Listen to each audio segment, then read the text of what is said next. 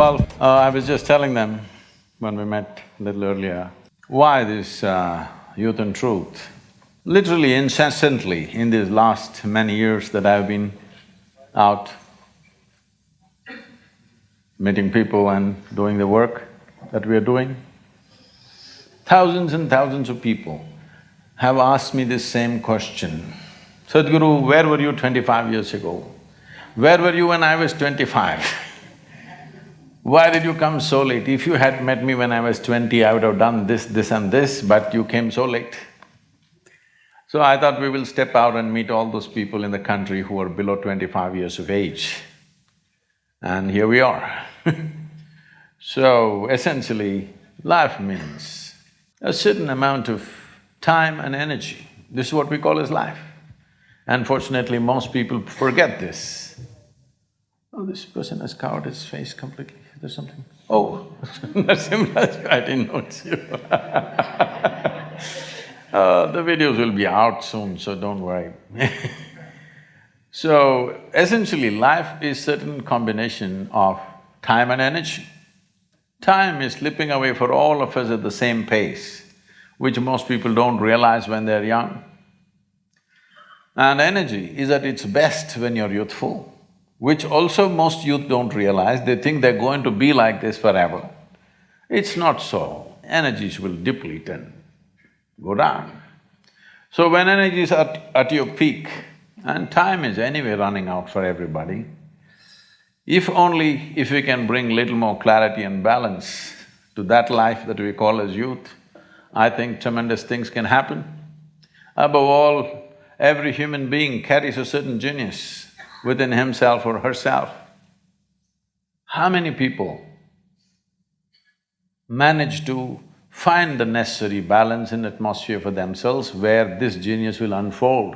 Unfortunately, that percentage is extremely minuscule right now. This is an effort to increase that percentage, because if you bring the right atmosphere within yourself, one's genius will unfold. In our lives, if we do not do what we cannot do, it's not an issue. But in our lives, if we do not do what we can do, we are a disaster. If our own potential doesn't unfold, we will end up as a life who did not do what we could have done. So this is just an attempt, and India being a youthful nation, unless we create a focused, balanced, inspired youth, we could be a miracle if we do that.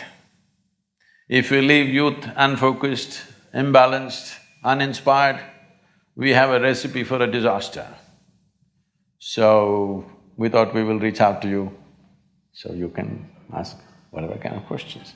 Namaskaram Sadhguruji. It gives me immense pleasure on behalf of the entire IIM community to welcome you here. Thank you so much for taking the time out, sir. It's been a lot of pleasure for me to welcome Sadhguruji here. Sadhguruji, ever since that we know that you are coming here, so our forms have been floated with a lot of questions.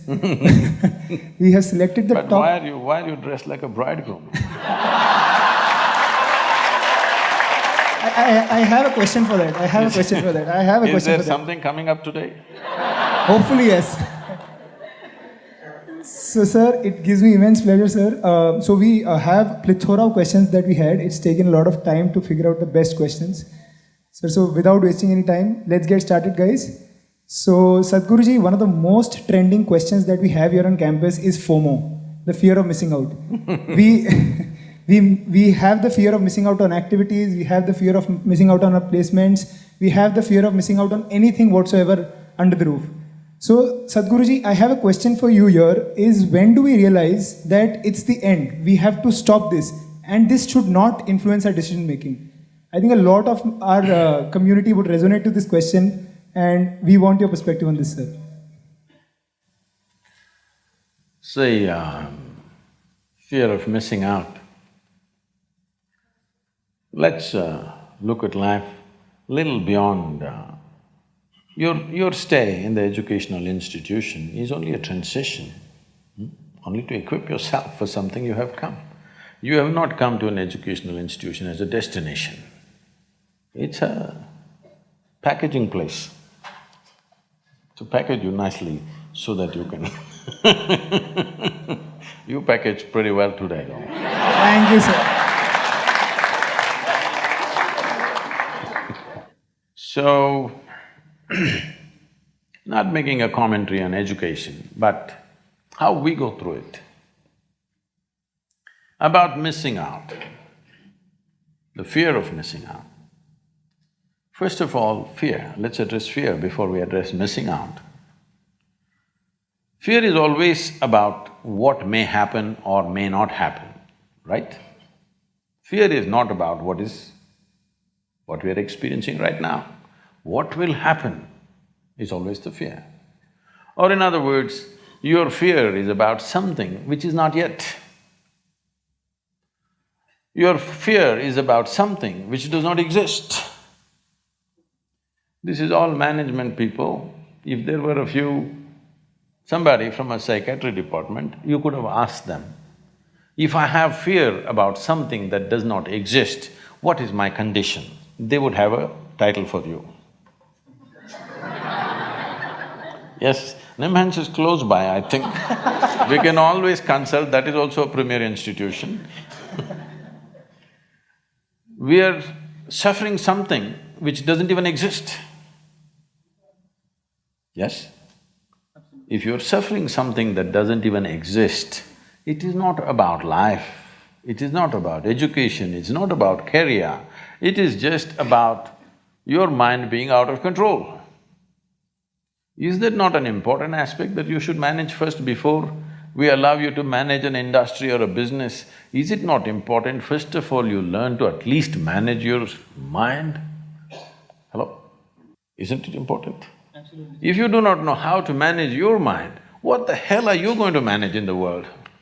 Managers are all freaking out and growing ulcers in their stomachs. Yes, today it's become normal. If you are a CEO by 45, if you don't have an ulcer, you are not a great CEO. Because you are managing by accident like this. The fear comes because there is an accidental possibility, isn't it? Tell me, let's say you don't know how to ride a bicycle. You sat on it, it was on stand, you were just pedaling for fun, and it came off stand and started rolling. Anxiety or no? Started rolling faster, fear or no? Very fast, terror or no? It's not because bicycle produces terror, it is just that you don't know how to ride. If you know how to ride, faster it goes, the better it is. Isn't it? Faster it goes, the better it is. The very basis why we created a bicycle is because we wanted to go faster than walking. That's the idea. But if you do not know how to ride, how much fear it creates. Right now your problem is not with the world, your problem is not with your education, your problem is your education system, right from kindergarten, hasn't told you a damn thing about how to manage yourself. They think you're going to manage the world without knowing how to manage yourself. When you are a mess, you can only create a mess, isn't it? You may be successful. Success happens for a variety of reasons. Success is not always 100% yours. There are situations, there are times which support us in many different ways. Of course, your bit is there, but just because somebody is successful, this doesn't mean they've figured out everything. This doesn't mean they're at ease with life. This doesn't mean their life is in some way fulfilled. No, because today our idea of success is just doing little better than somebody else. You doing little better than somebody else means, and you're very happy about that, what it means is you're actually enjoying other people's failures. If somebody enjoys another person's failure, I call that sickness, not success. What do you call it? Hello? I enjoy that you failed. This is sickness, this is not success, isn't it? Unfortunately, this is how you're going. This is the reason why human potential is not unleashed. Because if you're racing with a lame person, you're just happy you're one step ahead of him. Only when you meet Mr. Bolt, you understand who the hell you are. Yes? Till then, you think you are a great runner because the other person doesn't have legs. So it's very important that there is nothing to miss out in life. Life is happening to all of us. Question is only, if I miss this party, am I missing out something? If I miss this examination, I am missing out something. If I miss this job, am I missing out something? This is simply because right now, who you are is not internally managed, it is externally stimulated. You're still in a very controlled campus, a very beautiful campus you have, I have to say, wonderful campus. And you're in a very controlled campus atmosphere. When you step out into the world, if you leave it to the people to decide what happens within you, they're going to drive you crazy in no time. Here it's all managed for you, you're not managing this. It's managed for you, what should happen to you, what should not happen to you, somebody else is managing it. When you step out on the street, if you leave it to other people's hands, that they can decide whether you're happy or unhappy, you're going to be miserable for sure because they're going to do many things. What happens within you must be determined by you, isn't it? And anyway, why are you copying people? Most people don't know what the hell they're doing. This happened. Shankaran Pillai joined Pentagon, he was working in Pentagon. Then he kept moving his work table from one office to another office, another office to another office, he went on moving around. Then he moved to the corridor, he moved into the garden, he moved here, there. Then he moved into the men's restroom and settled down there and started working. Everybody was looking at this, what's wrong with him, some problem? Initially they thought he's a Russian agent, then he thought he must be a Muslim terrorist, then they thought all those things, then everything ran out, he didn't cause any harm to anybody. Then he settled down in the men's restroom and started working. So they told the Pentagon's psychiatrist that this guy's gone loony, he's working in the men's room and he settled down and he's just doing his work there. So the psychiatrist just strolled in as if he wanted to use the men's room and started chatting. Then he found he was quite normal, everything was fine with him. He said, "Why are you sitting in the men's room and working?" He said, "I moved everywhere and saw. In the end, I find this is the only damn place where people know what they're doing."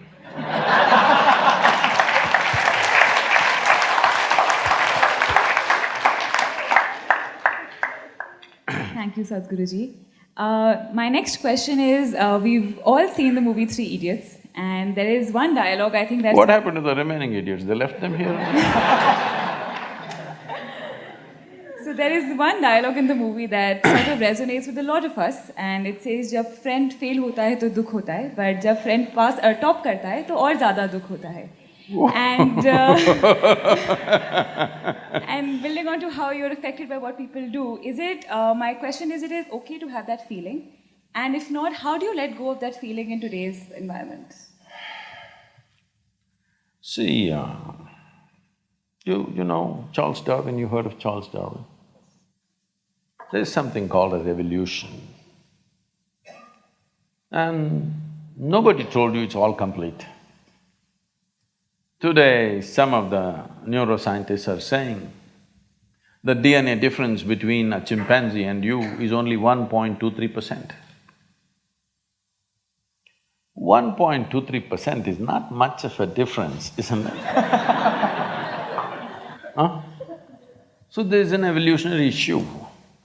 If you don't take charge of yourself, very easily you will step back 1.23%. Now, if… what's that? I can't repeat that sentence, but anyway, if your friend doesn't not do well, you'll feel sad about it. If he does very well, you'll feel very sad about it. So you have fixed yourself in such a way, whichever way you cannot be happy. You're in a self-defeating mode. No matter what happens, you will not be happy. If you want to understand what I'm saying, you go and stand out on one of the main streets in Bangalore city. Leave the poor people who are selling kadlekai on the street side, leave them. People who are driving there, only look at those BMWs, Mercedes and Maseratis and whatever is going around in Bangalore city, only look at the dream cars, okay? Because many of you may have dreams also of this. Just look at all these people, you think they are in a profusion of joy driving this car like that? No. Only in case it's a stolen car, you see the joy. Otherwise, no. So success has not brought joy to them. If they're failed, of course they're frustrated, because the very mode of approach is like this. If this mode of approach comes, whichever way, it's not going to work. Because it's not even about you, it's always about somebody here. It's never about you. The simple thing is this, see, if your joy, your sadness, your happiness, your misery is determined by something or somebody around you, the chances of you being joyful in your life is remote. Yes or no? Is it true that human experience is created from within? Hello? Hello? I'm asking all of you. Is it true that human experience, joy or misery, agony or ecstasy, madness or sanity, everything is created from inside? At least if you're a manager, if you're going to be a manager, at least what is happening from within you must happen your way. Because essentially management means having situations the way we want it. Yes? Management means what? Having situations the way we want it. Well, if the world is not happening your way, at least this one must be happening your way, otherwise what kind of management is this?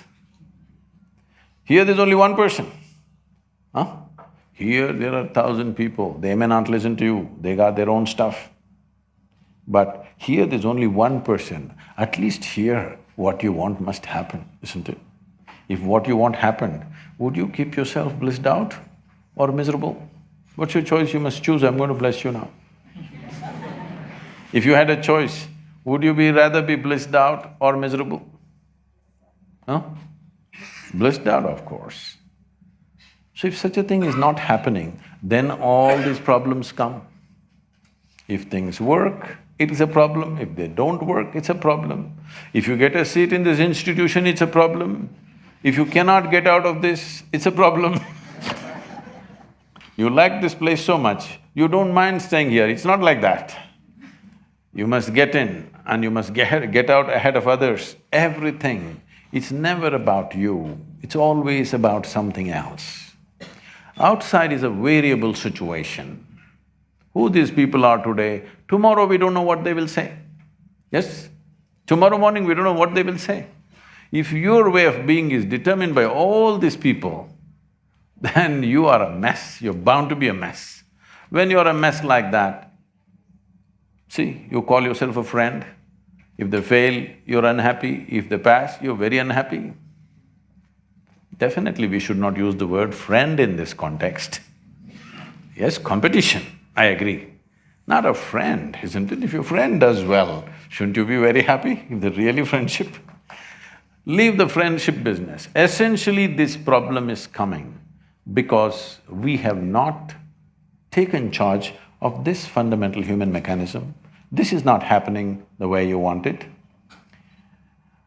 Is it true that your body right now is the greatest chemical factory on the planet? It is so. It is the most complex and sophisticated chemical factory on the planet.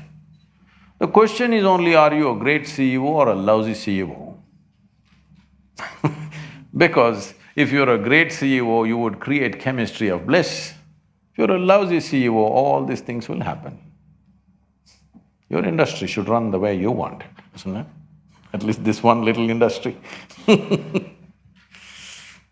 So, most of us here at IIM Bangalore have been consistent achievers, at least in some domain or the other, for all our lives. But some time at IIM Bangalore is good enough to make you feel that you are not good enough. So how do you deal with the pressure of being relatively average? It's best somebody makes you feel that right here, because anyway that may happen in your life. It can happen in your work, it can happen in your family. Somebody will tell you you're not good enough. So whether they tell you or not, I want you to understand, none of us are ever really good enough. If you have a large-scale intention in the world, you are never really good enough. People keep telling me, Sadhguru, you've done so many things, this project, that project. I'll tell you my project, because day before yesterday I was at Chamundi Hill. This happened 37 years ago. I went up Chamundi Hill and sat there. For no reason, I was overflowing with ecstasy, every cell in my body exploding. I didn't know what was happening.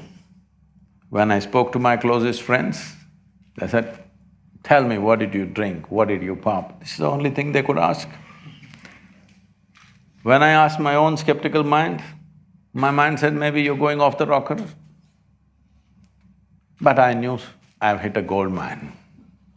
Something fantastic is happening within me without any reason. If I simply sit like this, I become so ecstatic, what I think is 2 minutes have gone into 7, 8 hours. Have you noticed this? When you're very happy, time just poof. So if I close my eyes and open, it's like 8, 10 hours are gone, like that. So at that time, I just planned, this is my plan. This is fantastic, if I simply sit here, I'm completely blissed out. Then I decided, at that time, the world's population was some 5.6 billion people. I said, in 2.5 years' time, I made a plan, a specific plan, how I will do it. In 2.5 years' time, I'm going to have the entire world blissed out because it doesn't take anything. If you simply sit here, it happens. Well, 37 years. Well, we might have touched maybe on 500, 600 million people on the planet, but that's not my idea of the world. My idea of the world today is 7.6 billion people. So I know I will die a failure, 100%. And everything else that I wish to do, I know I will not even fulfill probably 10–15% of what I want to do, but I will die blissfully, because I'm living blissfully and I will die blissfully. So it's best that you're a failure in your life. That means your vision is large. If you're a success, you have a constipated sense of life. Success means what? I made it. What did you make? I bought a house site. You think that's an achievement? I got a job, I made this much money. This is a very constipated way of looking at life. I want young people to look at it in terms of how we can do something that cannot be done in this lifetime. Oh, what will happen if I don't fulfill it? If you work incessantly and still at the end of your life the job is not done, it doesn't mean you're a failure, it means you had a great vision. That's what it means. May you die as a failure, is that okay? Yeah, you should. Blissed out failure, that means you're doing great, not a miserable success. People are not liking it, I think. No, you don't have to clap. I just thought maybe those words are a little scary, failure.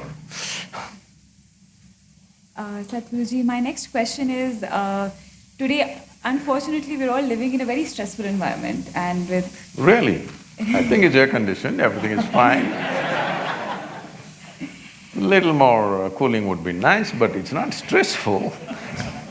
Some people perceive it to be, I'll rephrase. Some people perceive it to be stressful and you at times feel a little anxious or you feel depressed.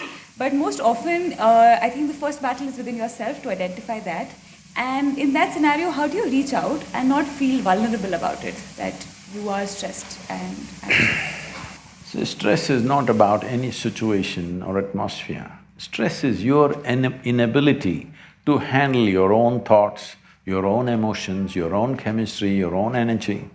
Stress is not about the situation. One situation that somebody thinks is stressful, another person is breezing through that situation. Is it not happening? You see bad drivers are going like this, cursing everybody. You'll see a young boy, boom, he just goes off. He's not stressful, he's very happy for all the obstacles that are there in Bangalore city. Yes or no? So stress is not a consequence of situations. Stress is a consequence of your inability to manage your own thought and emotion. Your thought and emotion must happen the way you want it, isn't it so? If this one thing happened, would you keep yourself blissful or miserable? 100%, isn't it? So instead of doing that, you're trying to manage the entire world the way you want it. It's never going to happen. Never ever going to happen. Even if you are a family of two, it's not going to happen. Yes? Most of you are not married. I'm saying even if it's just two people at home, it will never happen 100% your way, unless you're living with a dead person. 51% if it happens your way, you have the controlling stake, you must be happy. 100%, nobody will live with you, isn't it? Nobody will work for you, nobody will live with you, nobody will be around you if you insist 100% my way. I'm glad the world is not happening your way, because if everything happened your way, where will I go? Little bit your way, little bit my way, little bit somebody else's way, this is how the world should be. But this one must happen my way. There's no other way for this one. This one must happen my way. If this one person happened your way, you think you'll be stressful? Right, sir. So now I have a very trending question that everyone wants your perspective on. Sir, how do you know that the person you are with is the right person for you? Whoa, popular, huh? It was in the top of the lot. Can I tell you a joke? Can I tell you a joke? Sure. Because you're in the clothing… That is why I'm said like this, that is why I'm said like this. It's good you asked the question before the event. It once happened, Shankaran Pillai was at the family dinner. And when everybody settled down for dinner, he stood up at the table and announced, "I am going to marry Lucy, who's just across the street." I hope that's not the name. No. Then the father said, "What? You going to marry Lucy? She has nothing, she's like a tramp. You're going to marry that Lucy?" Mother said, "What? You're going to marry that Lucy? She has no inheritance, she has no family." The uncles always pitch in these kind of matters, you know. Uncle said, "What? You're going to marry that Lucy? Have you seen her hair? It looks fake." The aunt, "What? You're going to marry Lucy? She's always painted. You're going to marry the painted woman?" The little boy, the nephew, can't be left out. He said, "You're going to marry Lucy, she doesn't even know what is cricket. How can you marry her?" Shankaran Pillai stood his ground and said, "Yes, I'm going to marry Lucy." Everybody asked in one voice, "Why?" He said, "Because she has no family." There are no many opinions to battle with. So, who is the right person? I don't want to take away all the romance from your life. But let me tell you this, there is no right person on this planet. If you put your heart into something, something may become wonderful. Is it the right thing? There's no right thing. Nobody ever found the right person anywhere, okay? If you get into that kind of unrealistic mindset, I have found the right person, oh, you will be soon disappointed. You must understand, there is no right person. First thing is to see whether I am the right person. Yes, am I the right person? Instead of seeing, is this the right person? Am I the right person, first of all? And there are no right people on this planet. If you understand, you have your nonsense, they have their nonsense, we can adjust nonsense. Go on. We must understand relationships are formed for various needs. There are physical needs, there are psychological needs, there are emotional needs, there may be social needs, there may be financial needs, various kinds of needs. So when you're going to somebody with so many needs, you're going as a beggar, and a beggar cannot choose. Hello? Beggar eat what comes his way, isn't it? He cannot choose. So, if you really want to make a choice in this world, first and foremost thing is, you bring yourself to your place. I'm again going back to the same thing, where your experience of life is just pleasant by yourself. You're wonderful. Now, let us see what gets drawn to this one. If you're really wonderful, things will happen in every way, I'm saying. In terms of career, in terms of marriage, in terms of relationships, the best will happen to you because you made yourself like this. Instead of trying to work on somebody and fix them, if you work upon yourself and make you so wonderful that everybody wants to be with you, then there is a choice. Right now, when you're going out of your compulsive needs, you are a beggar. Beggars should not choose, they must eat what comes their way. And this whole thing is an American thing, that there is a soulmate somewhere. God made just one more person just for you. But these days, every 2 years, he keeps making one more person just for you. Obviously, God is making too many mistakes with you. Now, this soulmate business, first of all, I don't like to use that word, but now you uttered the word. See, body needs a mate, understandable. Maybe psychologically also you need a mate, understandable. Emotionally you need a mate. A soul cannot need a mate. Even if your soul needs a mate, it needs evolution, isn't it? So soul doesn't need a mate, nor was some person made perfectly for you, okay? This creation makes all kinds of unique idiots. If you understand you are one kind of idiot and the others are different kind, you will understand their nonsense because you know you got your stuff. If you think you're perfect and God has chosen you and He's made another person perfect somewhere else, you're heading for a disaster, okay? There's no such thing.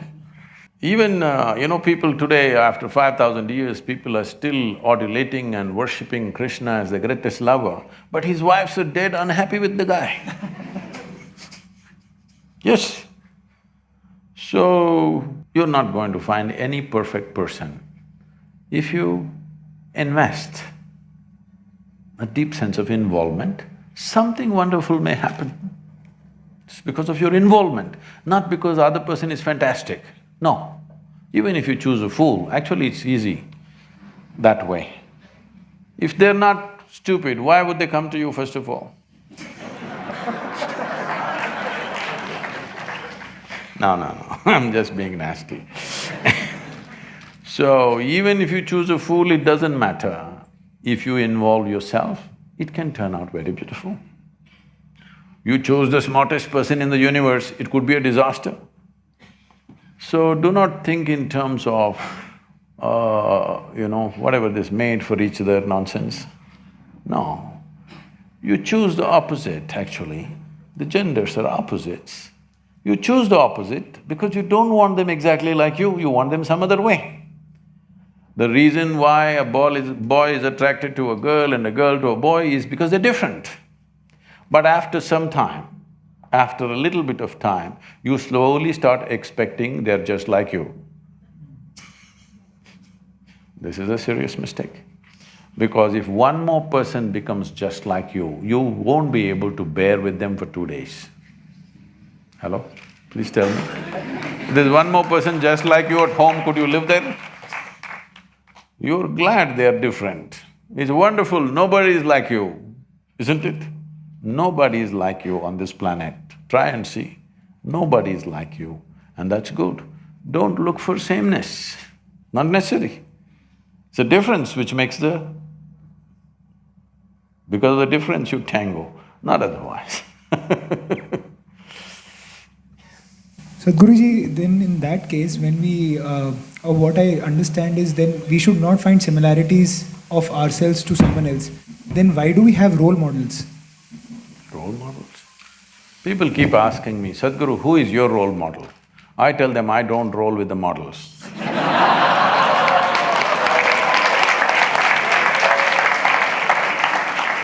You see all these things you're picking up from Western cultures. Here we never created a role model. Just look back on this culture and see. This is about constantly striving to evolve yourself. Role model essentially means you planted a mango tree and a coconut tree together. Coconut tree went straight up and tall. Mango tree saw, oh, I need to be like him, and chopped off all its own branches and left one like this. This is going to be a lousy mango tree. Yes? You don't need a role model. The thing is, we are trying to drive people, young people especially, with either carrot or stick.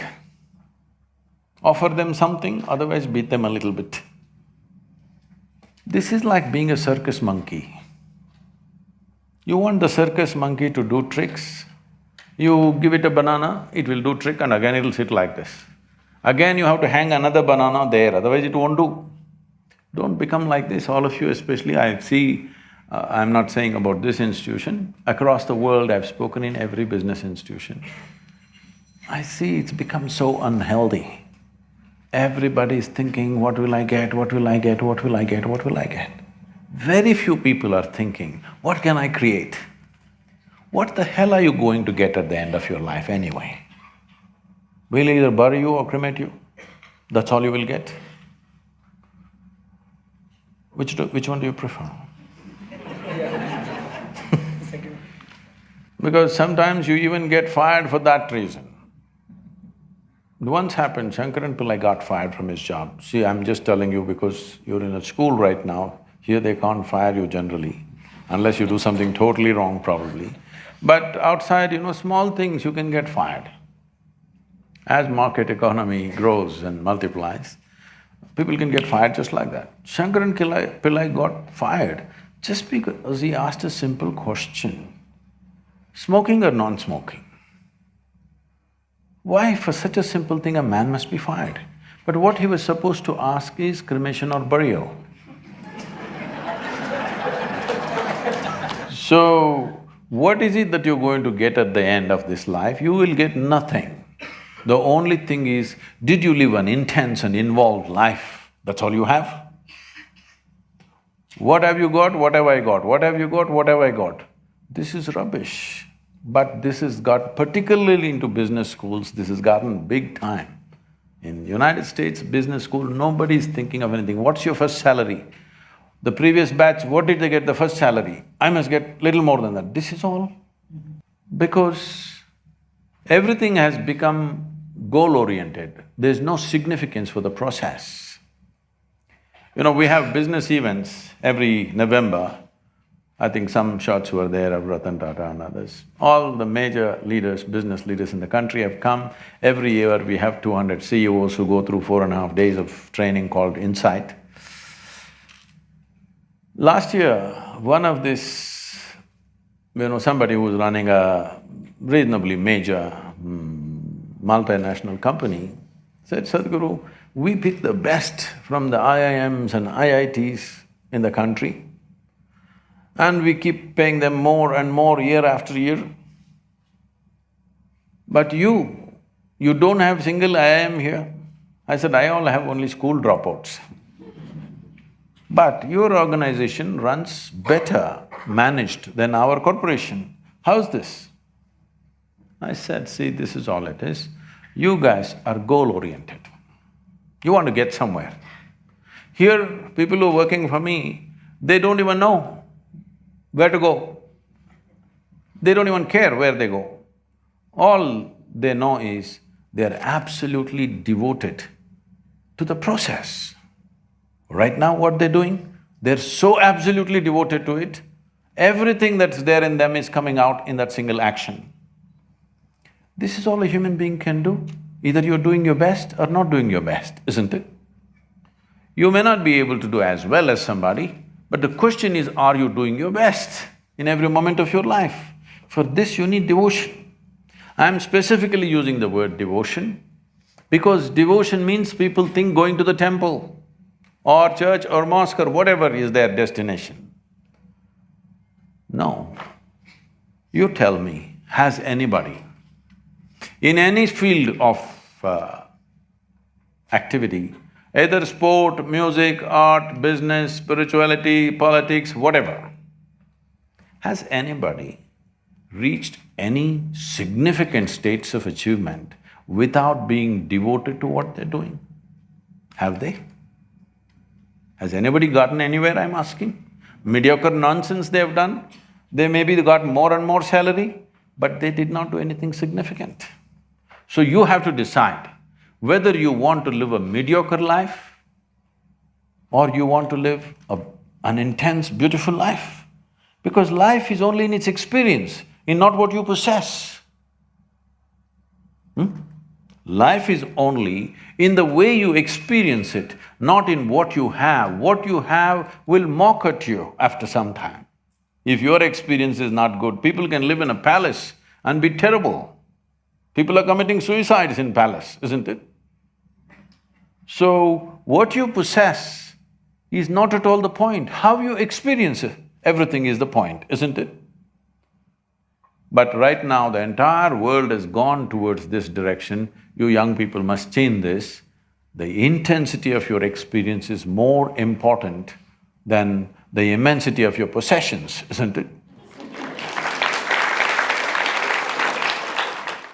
So one last question from our side is that, so as we enter a B school or any new sphere of our lives, we might have a vague idea or direction as to where we're headed. But the people around you might create an impression that yes, this is the place to be, or this is the job that you should have, or this is the car you should have. So it leads to a groupthink of sorts. So how do you decide what is the best for you and not get influenced by the externalities that we were discussing before and internalize all this? I'm asking you a simple question, all of you who are students here. Is your life, I'm talking about your life, is it a precious life? Yes. I want you to understand this. Even a so-called insignificant ant, if you try to catch him, he shows how significant his life is for him. Yes or no? He doesn't think, I'm just an ant, you can crush me. No, his life is very precious for him, and that's so for you. If your life is so precious, is it not important where you're going to invest this life? You're going to invest this life simply because somebody's going to pay you a little more? You're going to invest your life simply because your friend is going to a lesser company and you're feeling very good about that? This is not the way. When such a question arises in your mind, you must withdraw from the influence of your peers, your parents, your teachers, the atmospheres that you normally live in. Just a small amount of time, maybe 5–10 days, where you're well supported so that you don't have to fight for survival. You're supported, but you're not influenced to such a place and really look at this. Where do I want to invest my life? Into what? What is it truly worthwhile for this life to be involved in for the rest of my life? When you are not unhappy when you're not frustrated, when you're not jealous, when you're not hateful or resentful, when you're peaceful and happy, you must decide what you wish to do. Once you decide, you shouldn't be every day looking who is doing better, who is doing better, who is doing better. Nobody is doing better than anybody. Either you're doing great or you're just lousy, that's all there is. Yes, within yourself, in your experience of life, either you're doing great or you're having a lousy life. That's about it. Nobody is doing better than somebody, nobody is happier than somebody else. Either you're joyful or you're not, isn't it? So you must invest in your life what you think is truly worthwhile. It doesn't matter what it gives, because, in the end, do you know this? There is no cargo ship going with you. Hello? There's no cargo ship going with you, so possessions are only for our use, not to accumulate. Yes, what we can use we must have, of course. But it is not just to have something against somebody else. Most people's houses are like warehouses. They're living in warehouses. Because most of the stuff, at least 70 to 80% of the stuff in most homes are never used, they're just warehousing it. They have no space to move, they have to clean it every day, but lots of things they got because neighbors bought it. It's time, because this is sensible for your life and this is sensible for the planet. So, Sadhguruji, we also have a set of e-media questions that have come to us. So, we would like to address the name of the person and the question that we've got. So, we have a question from Erin Hestrong. He, just to give a little bit of context, we saw the video of Sadhguruji running on Himalayas, playing football, playing cricket. So, sir, in that context, how to keep yourself on the go all the time? On the go. You don't have to be on the go all the time. If life demands, people ask me, Sadhguru, how are you active like this? Because generally my schedule is anywhere between 18 to 20 hours a day, 7 days of the week, 365 days, non-stop. For many years it's going on. Why? I'm complaining and the guy's clapping about it.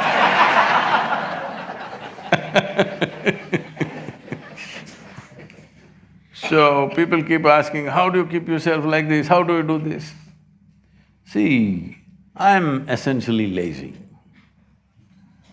It's just that the situation in the world demands action. Left to myself, I would close my eyes and simply sit. I'm made like this, if I close my eyes, I can sit like this till I fall dead.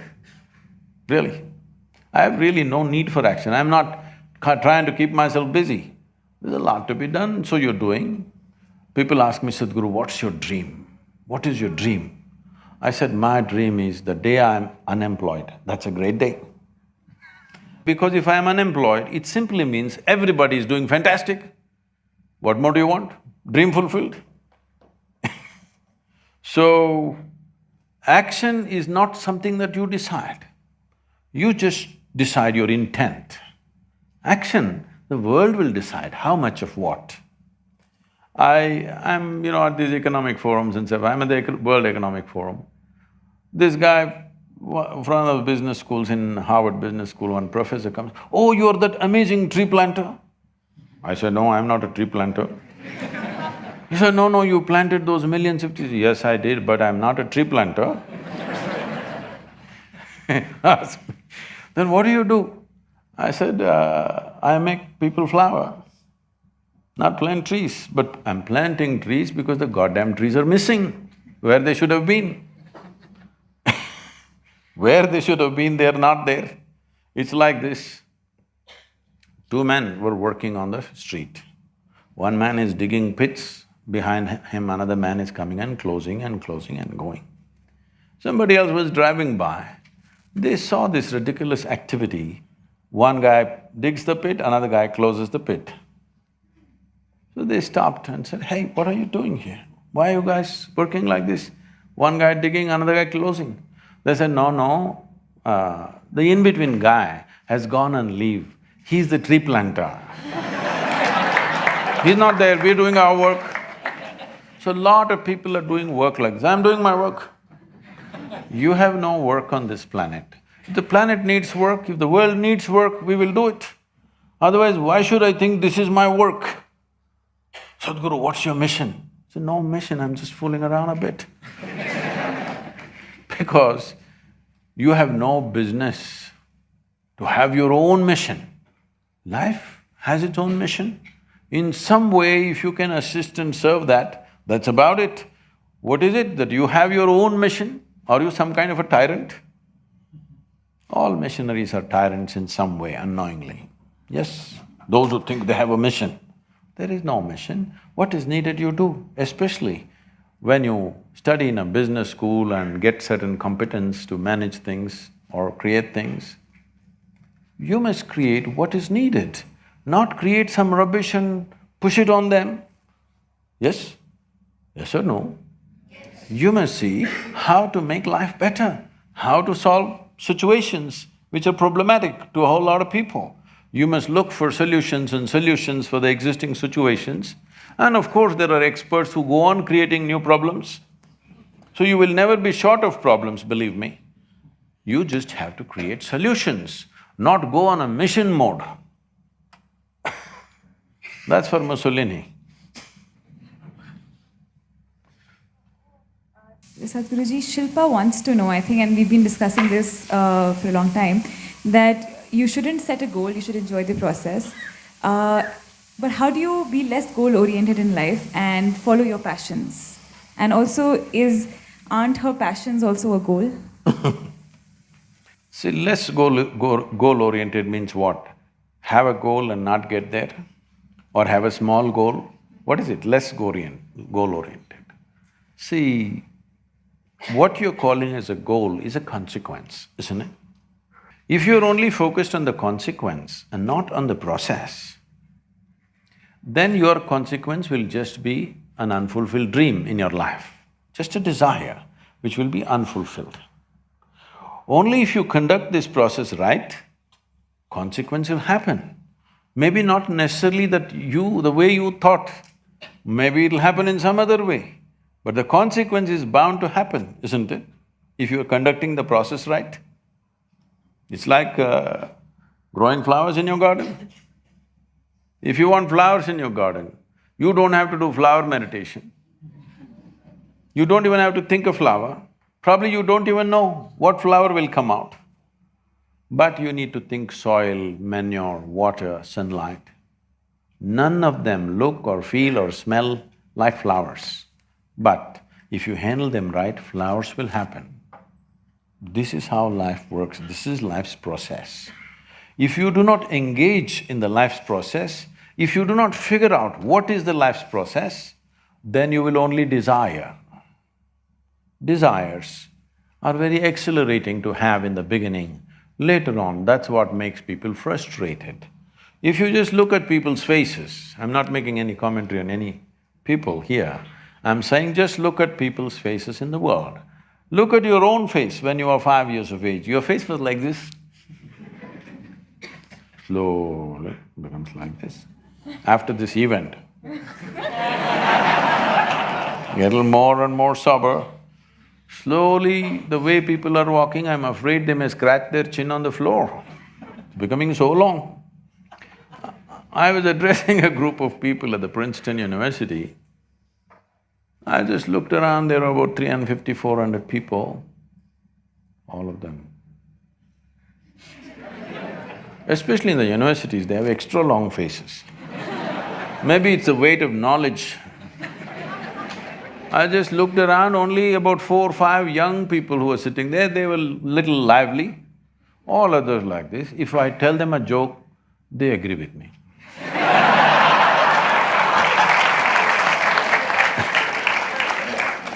Then after about 40-45 minutes of talking, then I said, what's happened to all these people over 30 years of age? Why are they carrying such long faces? One lady stood up and said, they're all married.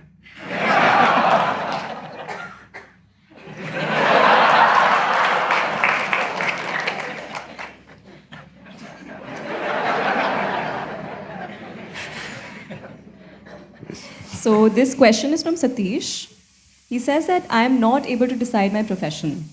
whether I need a job or should I carry on with the business. My father and society affect my mind, and now I'm at the stage of nowhere.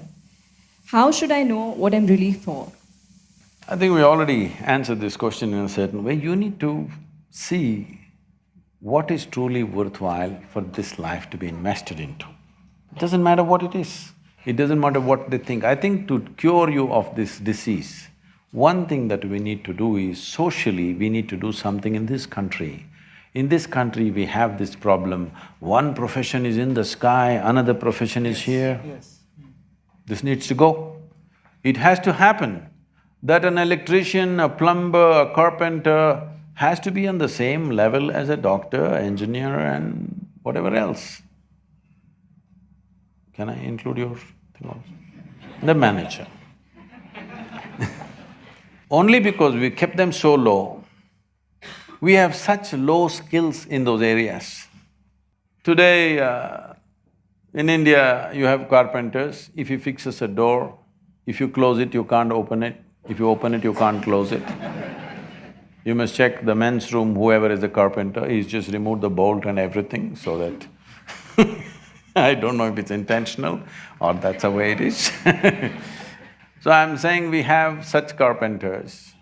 I must tell you this, I've been telling this to a lot of people because this came into my memory once again because I started riding motorcycles. Those were times when I was riding, crisscrossing India without any destination, simply. So sometimes I ride 3 days and 3 nights non-stop. This was something that, I kind of managed within myself doing certain things, that without sleep, riding for 3 nights and 3 days. So this is one night, full night I have ridden early morning. I'm somewhere in Madhya Pradesh, Uttar Pradesh border. I stop for a cup of tea and maybe something to eat. Normally I handle my own motorcycle because I'm always on the road. I don't want to trust that with anybody else. But I've just ridden the whole night and stopped here at a dhaba. Next to that I saw a garage, Mubarak Mechanical Works. So, handwritten board. Then there was a strapping young youth. I said, hey, why don't you tighten my chain, because it's a simple thing. Motorcycles, chains become loose of riding. So I said, all you have to do is take off a link and tighten it a bit. I said, why don't you do it for me? So this guy came out with tools. The tools in his hand were a chisel and a hammer. I looked at this and said, okay, and I kept my tea and I came. I said, wait, before you touch my motorcycle. I went into his garage to see. The only tools he had in the garage was chisel and hammer. He does everything with this chisel and hammer. But after he's done the job, nobody else can do anything with it anymore. So there's a whole lot of people in life that they're conducting their life like this. They got just one instrument. Right now, this instrument, unfortunately, is called intellect. Somebody is using it. If I ask you a question, do you want a sharp intellect or a dull intellect? You must choose, I'm going to bless you. Sharp or blunt? Sharp. So essentially, your intellect is a cutting instrument. It's like a knife. It slices through things. It dissects things and shows you a few things. But dissection is not a way of knowing entire life. I really want to know you, Shashank. Can we dissect you? If we dissect you, will we know you? We may see your heart, kidney, liver and spleen, but we won't know a thing about you because you won't be there. Yes? Yes. Maybe by including you, maybe by embracing you, I may know something. But by dissecting you, I will not know a thing about you, isn't it? So right now, you're using this you're a single instrument mechanic. For everything intellect, a human being has many layers of intelligence, many dimensions of intelligence. But we have created an education system where intellect is the only thing that is regarded as intelligence. This is a cutting instrument. With a cutting instrument, If you try to do everything, no wonder. Suppose with a cutting instrument you try to sew, you will leave it in tatters, isn't it? That's all that's happening to life. Why every simple thing is a problem and a question is simply because we are using a cutting instrument to do everything in our life.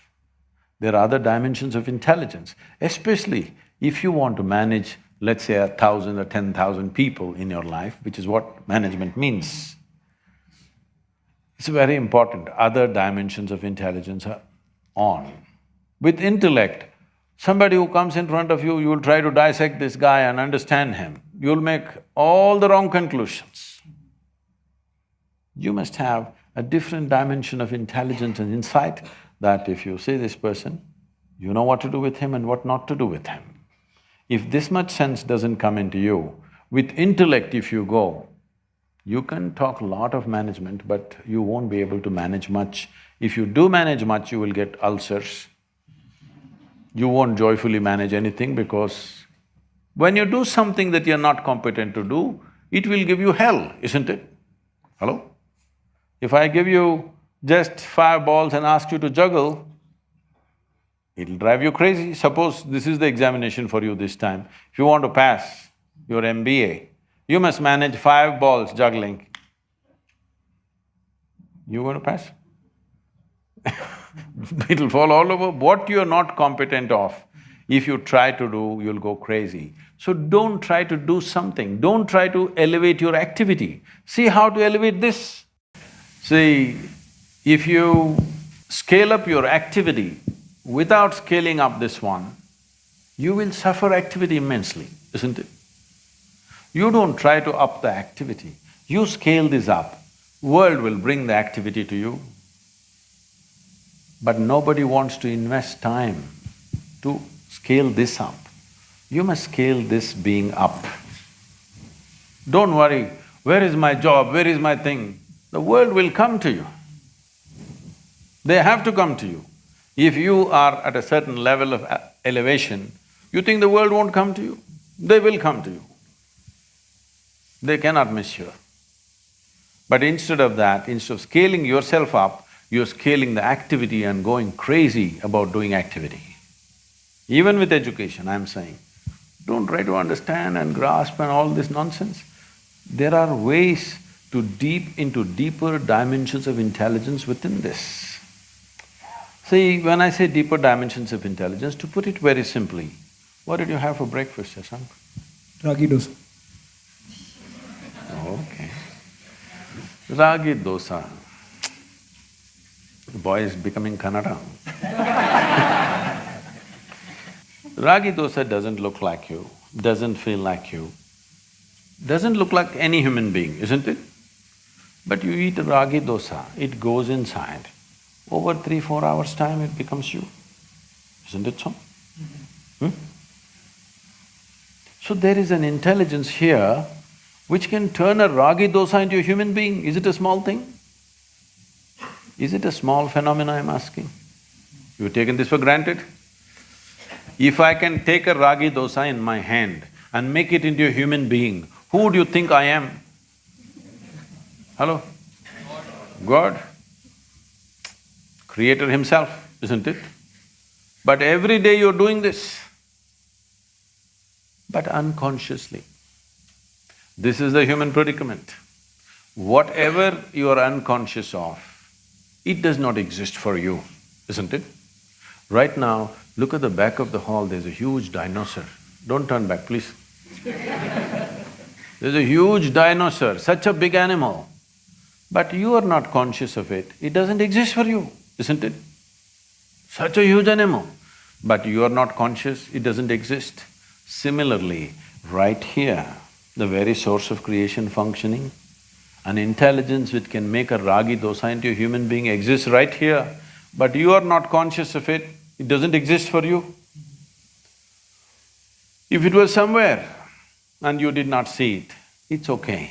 If it's within you and you did not see it, this is a tragedy, isn't it? Hello? When there is such a dimension of intelligence which can turn a piece of bread into a human being, should you not delve into it in some way? Should you not find a way to dip your hands into it? If a drop of this intelligence became a conscious process within you, you will live magically, not miserably, never. And you don't have to worry what to do, what to do. World will come and ask you to do all kinds of things when they see you are elevated. So when you're young, this should be the focus, how to build this human being to a place. Not just how to get to that place. That place is only a social place, it's not existential, isn't it? You are a CEO of a company, it's only a social thing, it's not existential. But when you are elevated as a life, it's existential, it stays with you. Whatever is needed in that time in which we exist, we will be able to do it because we have the necessary altitude within us. So now we are done with our set of questions. Now we would like to open the floor to the audience to ask Sadhguruji their questions. So who would like to… Where are the volunteers? The mics? I would want to start with this little girl. She had approached me that she wanted to ask you questions, Sadhguruji. So just could you hand over… Yes. Whoa, whoa, whoa, hey, don't floor me with some difficult question, please. Kept that as a surprise. You can stand up, please. Let them see you. Actually, many parents in India, they have tension about their child about fees, 1 lakh, 2 lakh, how shall I pay this? Then I'll become a beggar, what shall I do?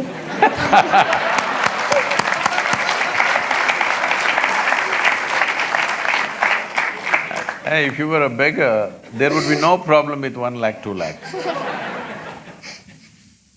Then they have a peaceful life. Then the parent says the child, I have a very beautiful life, enjoyment. Then after that we think that how do they live happily, because they have these many tensions about the child. That what do they do, how will they fall, why will they kick someone and all that. Then how do they still have a peaceful life, the parents? Yes, yes, go on. How do they still have an enjoyment in their life by having a tension still for the kid?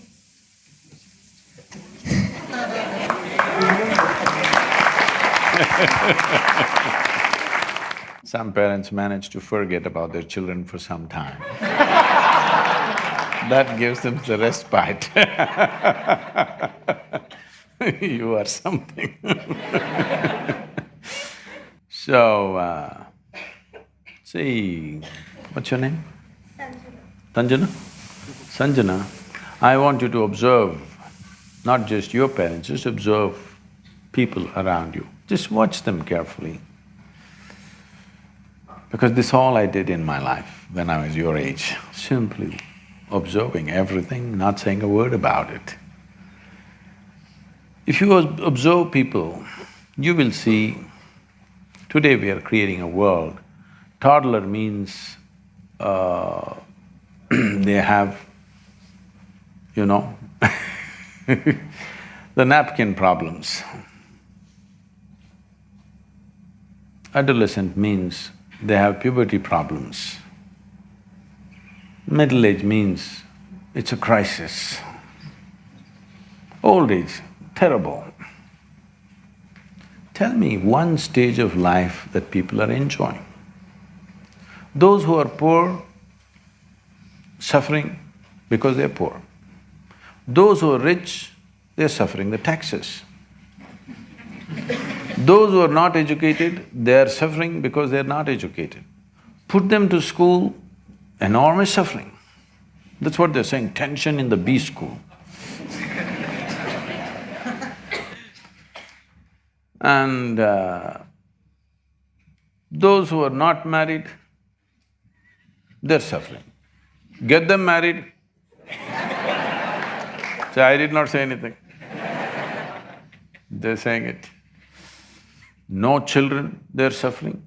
Give them children, constant suffering, which you are saying. Tell me one damn thing that people are not suffering. Everything. So somebody comes out with a philosophy, life is suffering. So somebody comes up with a solution, it's all right to suffer, if you suffer a lot here, you will go to another place where everything is fantastic. You heard of heaven? Not been there, right? No, heaven. Heaven is the most fantastic place. The reason why we suffer is, there everything is fantastic. But I'm asking, do you have any proof that you are not already in heaven and messing it up? Hello? Do you have any proof that you are not already in heaven and making a mess out of it? Just go out and see, I think it feels like heaven, the bee school. Maybe you making a mess out of it. Look at this planet. From outside the solar system, look at this planet, all the other planets and planet Earth. Does it look like heaven? So you already landed on heaven and making an absolute mess about it, and you want to go to another heaven now because you made a mess out of this. So, people are not stressed because they have children. They don't have children, they're continuously miserable. Children came, little bit spurts of joy, rest is only crying about it. So this is not because of children, this is not because of marriage, this is not because of B school, this is not because of employment. This is simply because human beings have not figured how to handle themselves, that's all. Wherever do you put them, something, you give them what you want, make them the king, they're miserable there also. Yes? Yes or no? People have become risen into very high positions, still miserable or no? So this is not because of any situation, definitely not because of a wonderful girl like you. They haven't figured, because right from the day they went to kindergarten, they were focused, who is first, who is second, who is first, who is second. Yesterday I was at my school. After 45 years I went back to my school. How does it feel? How do you think? So I went there and I was just telling them my experience of school. When I went to school, you know this monthly marks card. When I said monthly, don't think I'm talking menstrual cycles or something. I'm talking about monthly marks card, it almost felt like that for a lot of people because that's how they went through it. When this marks card comes, when the teacher gives it to them, some look at it and they're strutting around because they are first, second, whatever. Some are sitting in one corner and crying because they're not happy with the numbers that they got. I never opened the marks card in my entire school. When they gave it to me, I took it and gave it to my father. He blew. I couldn't understand why just this card. I never opened it and saw because I thought this is a transaction between my teacher and him. I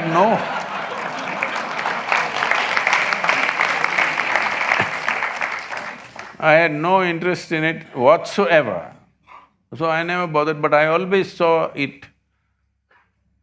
My father is a well-educated, intelligent man, but it disturbed him. For 3 days he blew like a volcano.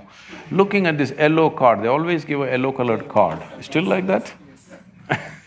So, I was wondering, 3 days volcanic experience he's having.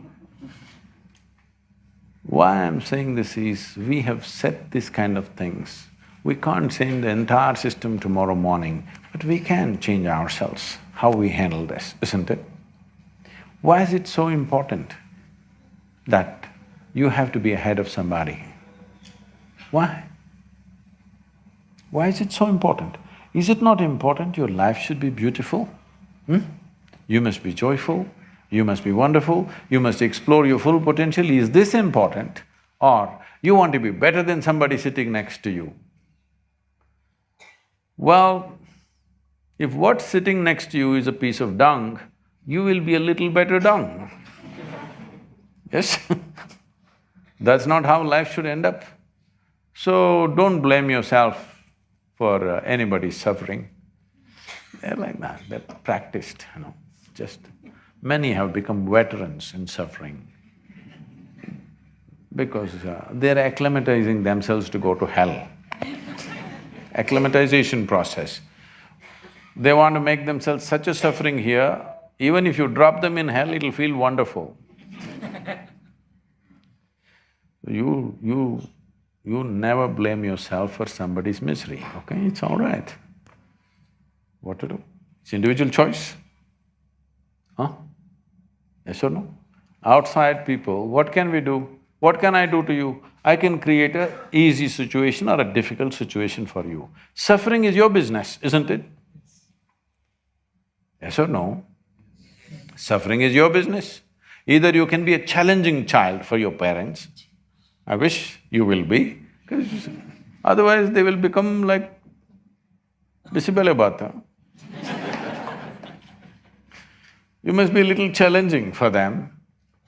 So whether they enjoy the challenge or suffer the challenge is left to them.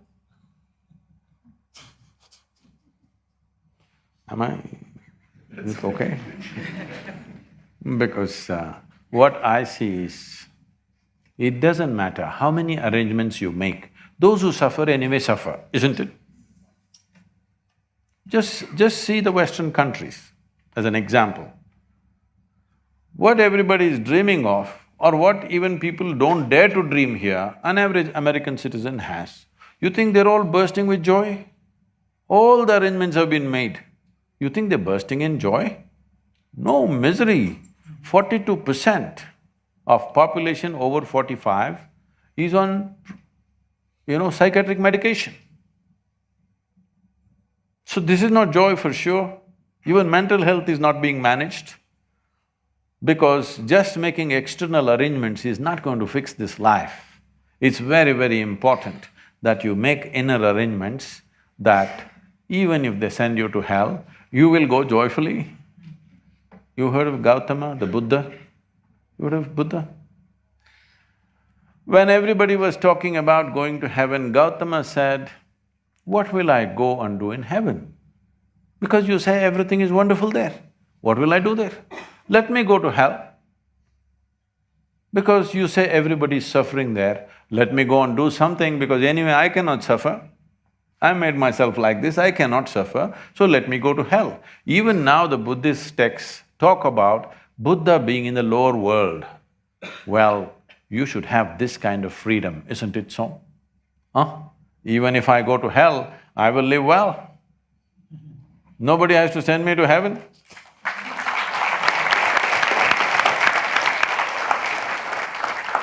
You can go to the next question.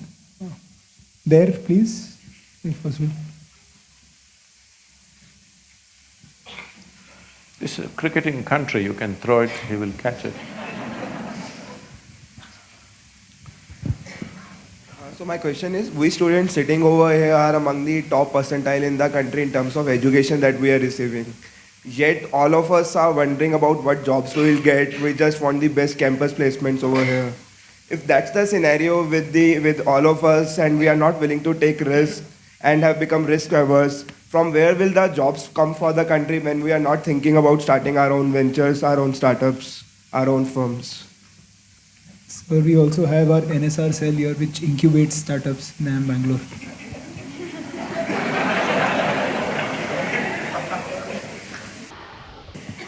Incubation is only for an unhatched egg.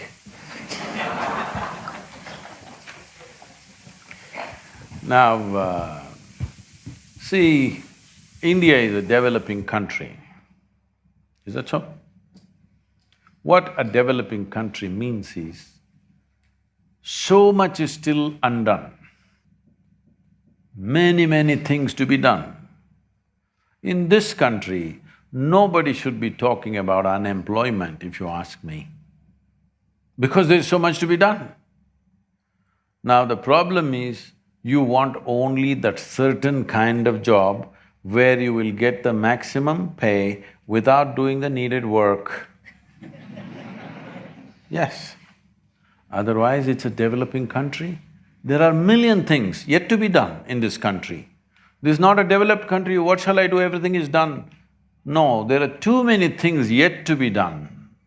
So, if you have a working brain and a seeing eye, if you look around, there are 1,000 things to be done right around you, isn't it? So, I don't think you should be looking in terms of campus placement. The word placement sounds like you're in a hospice.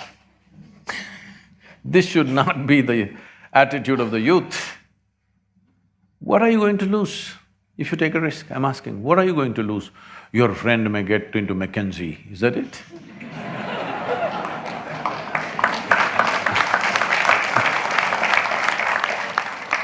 That's not the way to look at life. There is so much to be done in the world. If you have the brains and the guts to do something, there is so much to be done in this world, isn't it? Particularly in India. So, I would like to see from this institution that little more dare in you, nothing will happen. You're not in that condition like the little girl expressed, even she's not that, if I don't do this, I will fall on the street, I will become a beggar. No, that will not happen to you. Are you sure about that or no? That will not happen to you. But if you're enterprising, you think the world can stop you? No, the world will put obstacles in your way. Either you can see them as obstacles or you can see them as possibilities, always. Where there is a problem, there is a possibility, isn't it so? Hello? Yes. Wherever there is a problem, there is a possibility. That is, if you start looking, what's the solution for this problem? If you just see the problem and you don't think beyond that a problem is a great possibility because if you solve this, that's it. There are lots of problems in our country. Please see how to solve it, that's what you should invest in.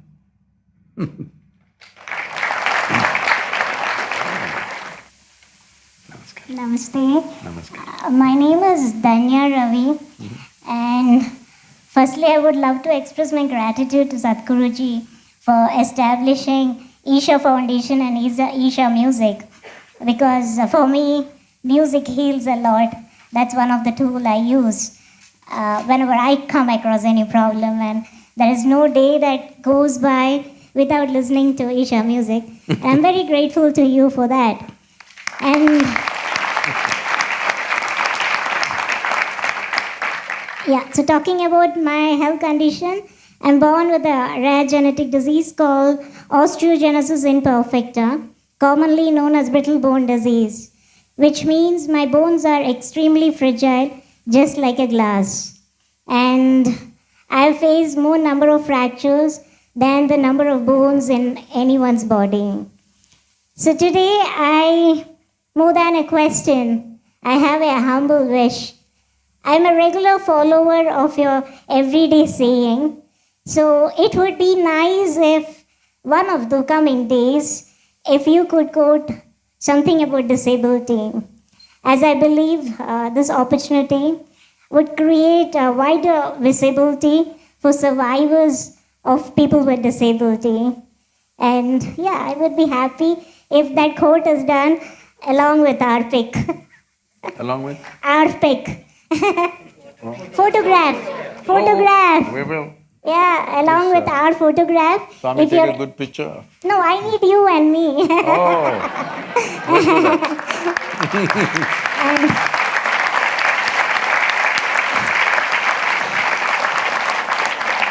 Please, this is entirely for my request for this is entirely for spreading awareness about rare diseases, because it's only through awareness it can be controlled. I thank you so much.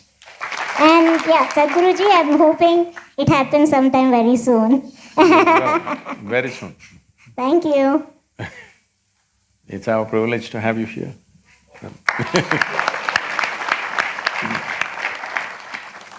Well… With another question? Here maybe? Oh, sorry.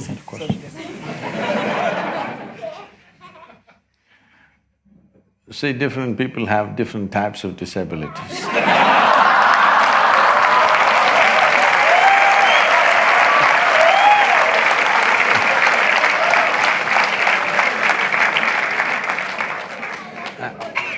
And I will do that, we will do that. See, life has come in so many forms, but societies have decided what is normal and what is not normal.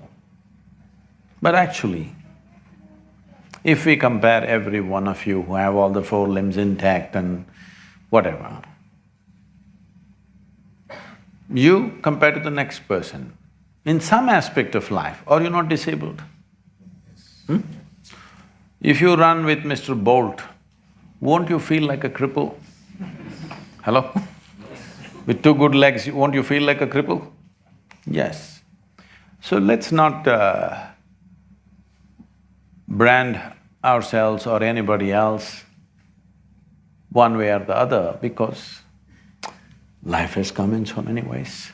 You just have to respect that and do your best about it.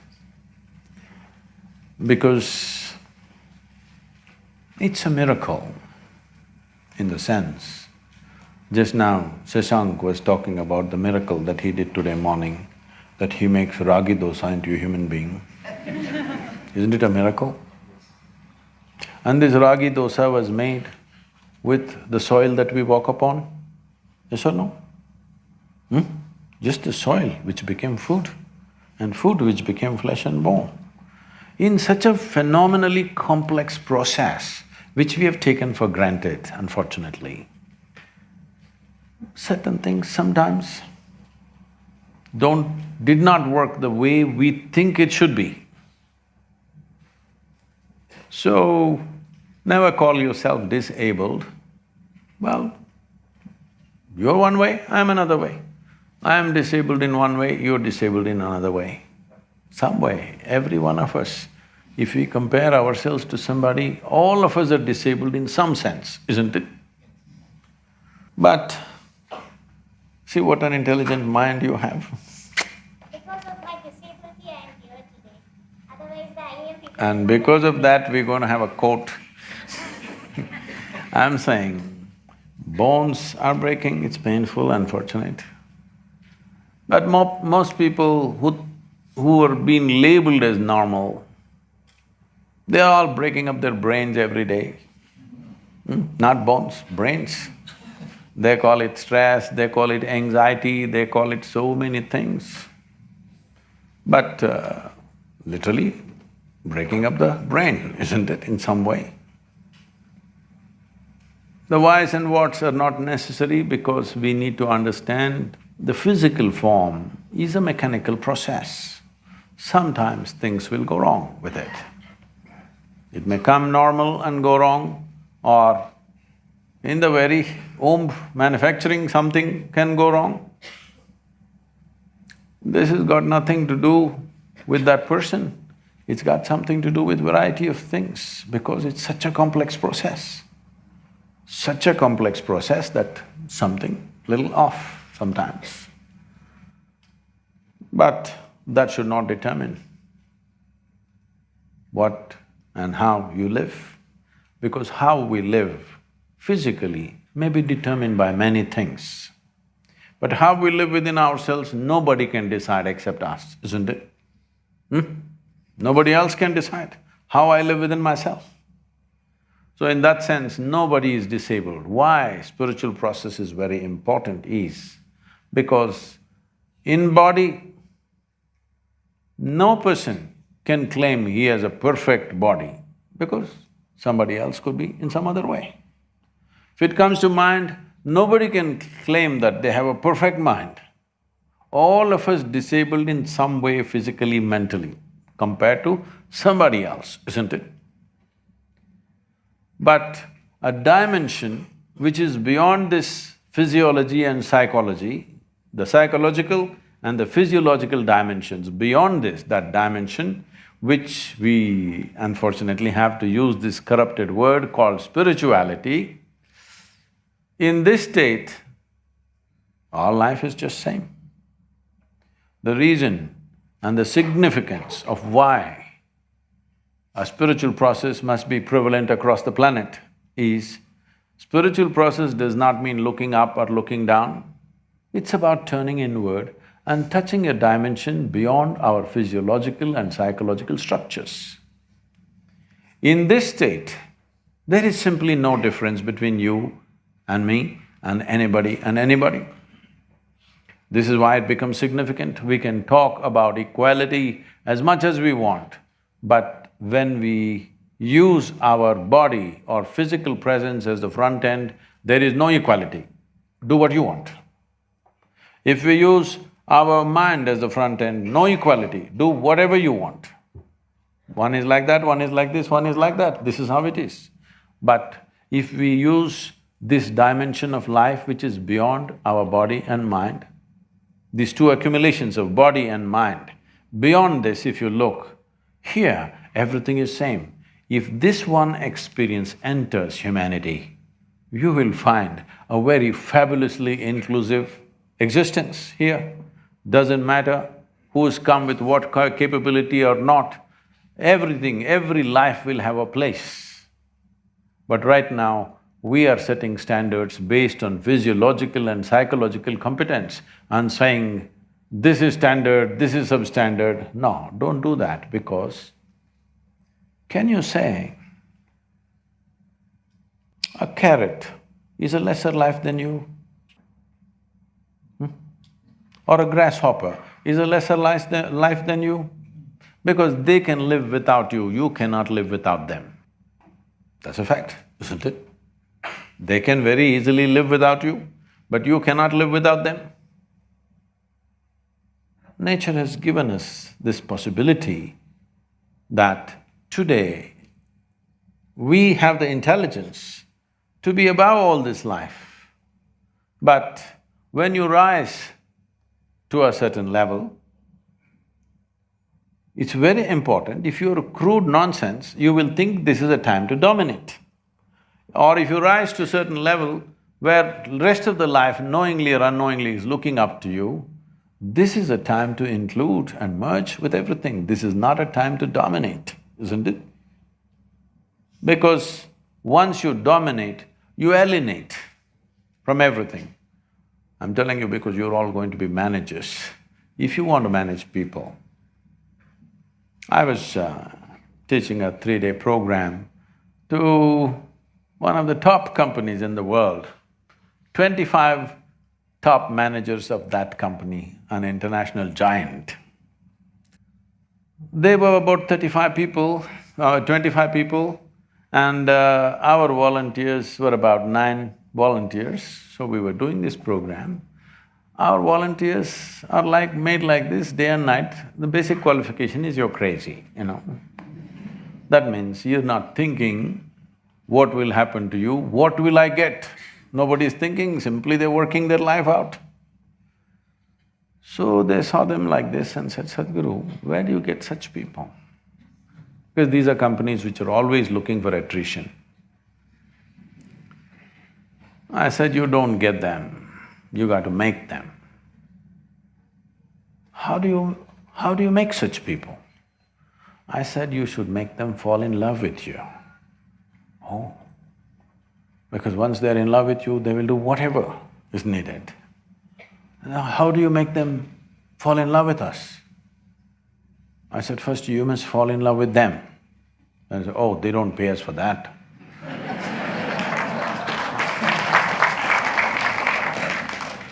So once you try to dominate, you alienate. Once you alienate, it's hell to manage people. It's hell. It's better you take sannyas and live somewhere alone. Because managing even one person when they're alienated from you is hell. In inclusion, management will happen effortlessly. So this inclusion has to come means human life or human beings have to come to at least a little bit of inner experience which is beyond body, which is beyond mind. Because when it comes to body, your body is different, my body is different. Do what you want, this will stay different. We will think it's different at least. As long as we live, Only when they bury us, we know it's all the same soil. When you compare mentally, my mind is different, your mind is different, do what you want, they will always remain different. But if you look at this as life, there is no such thing as my life and your life. This is a living cosmos. The question is only how much of life did you capture in this? This is all that matters. It's not the size of the body, it's not the size of your brain. How much life did you capture within yourself will determine the scale and scope of life. How big a life you live simply depends on how much life have you captured. So if you want to capture more life than you have right now, the simple thing that you have to do is, you must open up the boundaries of your individuality. Your individuality is slowly becoming a concrete shell that nobody can break through. If you obliterate the boundaries of your individuality, then we say this is yoga. Yoga does not mean twisting your body, turning upside down, wearing Lulu pants. Yoga means union. Union means the boundaries of your individuality consciously you obliterated. Now, there is a life larger than anybody can imagine happening within you. Because of a large-scale life, everything will come naturally your way. You don't have to go and set up your shop in a busy place. Wherever you set up, they will come. They cannot help. I must tell you this from experience. In continuation, we're talking, okay? When we want to set up the yoga center, I went and chose a place which had no road, which is just right next to the rainforest, and it's remote as it can get. It's a proper revenue land, but remote, nobody would want to go there. When I said this is where I want to set up the yoga center, we had a trust, Isha Foundation. Out of 6 trustees, 4 of them dropped out because they thought I'm crazy. They wanted to find a 5-acre plot inside the city or just next to the city, start a center where people will come. They said, nobody is going to come, this man has lost his mind. Well, today it's become one of the most prominent places in the country, in the world, actually.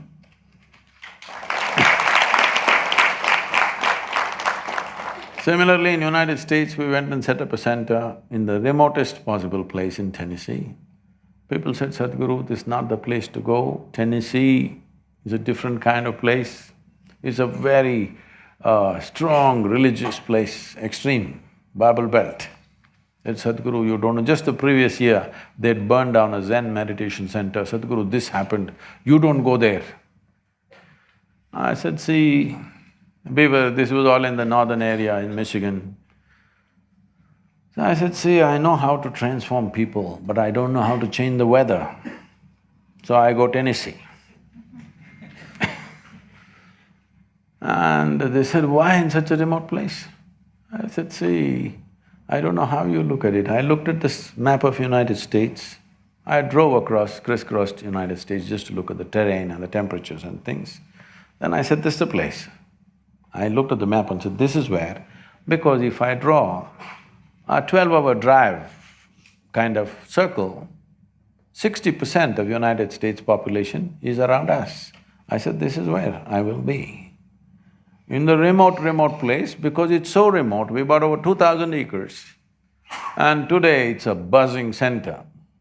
Why I'm saying all this to you is because for a low-hanging fruit, you live a low-hanging life simply because something seems to be easy right now. But if you are very clear what you want to create, whether it's a business or an industry or you just want to make yourself… Above all, what kind of human being do you want to become? That's the most important thing. Don't start any enterprise or job, all these things are on the side. The real thing is, what kind of life will this become? This is the real thing, isn't it? If you just focus on this one thing, If you obliterate your boundaries of your individuality, you will see this will become a large-scale life. When it becomes a large-scale life, everything that happens around you will be of a certain scale naturally. Of course, some things are decided by times in which we live. If you were an IT professional 1,000 years ago, you wouldn't know what to do, isn't it?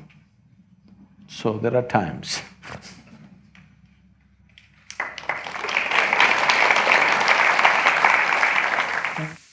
Namaste Sadhguruji.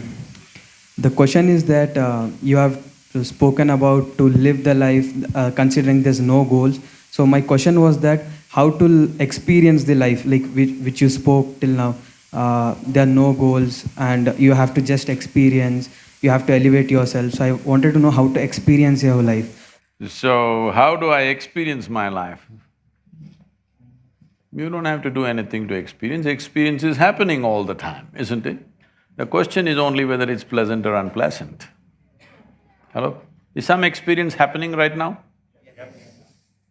Experience is happening to you through five senses right now by seeing, hearing, smelling, tasting and touching. This is the way your experience is happening. If you observe this experience, it's not really reliable to know life. It's reliable enough for survival process, but it's not reliable enough to know because everything that you know through your five sense organs is only by comparison. That is why this whole business of comparing yourself to somebody, because senses can only know by comparison. You know what's light only because there is darkness, isn't it?